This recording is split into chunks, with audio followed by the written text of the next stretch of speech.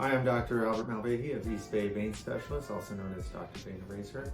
And today I'm going to talk a little bit about varicose veins and what your treatment options are for varicose veins. So this is a common question that we get, as you can imagine, as a varicose vein treatment clinic. People will come in, and the first step in getting your varicose veins treated is understanding what's causing them. And so that involves having an ultrasound done. So this is our handy ultrasound machine. It happens to be powered off at the moment, but patients will come in and have an ultrasound done in the office so that we can understand where the varicose veins are coming from. I'm going to come over to this screen over here. So varicose veins often result from one of the superficial veins, not the deep veins where you might have heard of someone having a deep blood clot.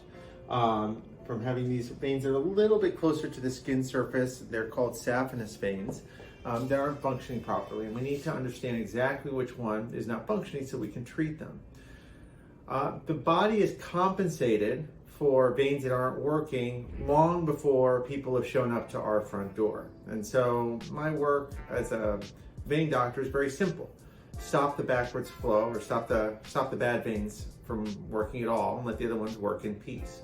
So there are a lot of different ways to treat the varicose veins or stop those bad veins from working and let the body absorb them. One of the first treatments is vein stripping, where a surgery is done to make incisions in the legs and actually remove some of those superficial veins that I just pointed to on the chart there.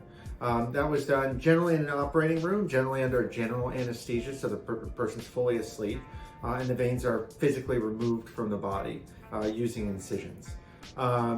That procedure has fallen out of favor with newer technology, which is what we use here in the office. So now with the advent of office-based varicose vein treatments, there are things including laser treatment, radiofrequency treatment, glues and foams. The answer of what is best for you depends on what your anatomy is and what your surgeon is most comfortable using. In our office, we've used all these different modalities to treat people. So essentially, whenever we do a varicose vein treatment, I'm going to use this vein as an example. This is the great saphenous vein.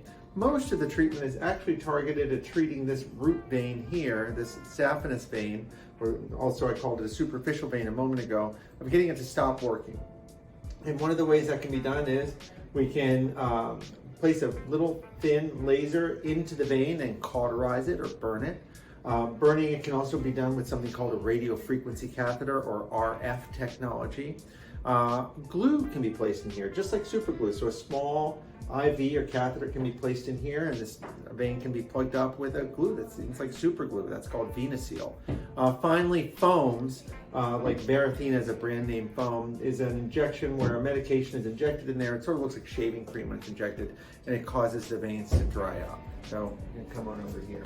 So if we look at people who have, we'll have you come a little closer, people who have varicose veins, if we look at this before picture, for example, this person had a saphenous vein that was not functioning properly. And then they had bulging varicose veins that sort of came out of the bottom because all the pressure through that superficial vein was not working, was going down to the floor, causing these varicose veins to come up.